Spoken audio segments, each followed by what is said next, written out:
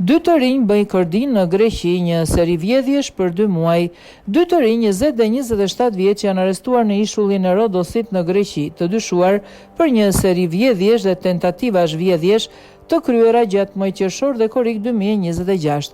Sipas hetimeve të Nëndrejtorisë së Hetimit dhe Ndjekjes Penale në Rodos, 2 të arrestuarit dyshohet se janë të përfshirë në gjithsej 12 raste.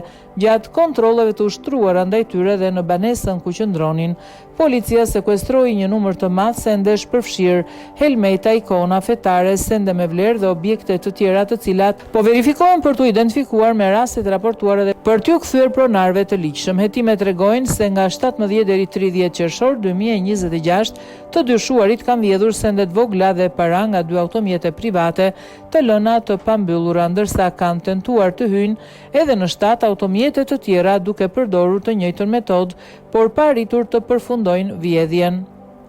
Po ashtu nga 23 deri 27 korrik 2026 ata dyshohet se kanë hyrë me forcë në një banesë nga ku kanë marrë 800 euro para në dorë dhe sende me vlerë të vlerësuara rreth 4.000 euro. Sipas policisë, ata ka tentuar të hyjnë edhe në 4 ambiente të tjera me të njëjtën mënyrë veprimi me synim kryerjen e vjedhjeve.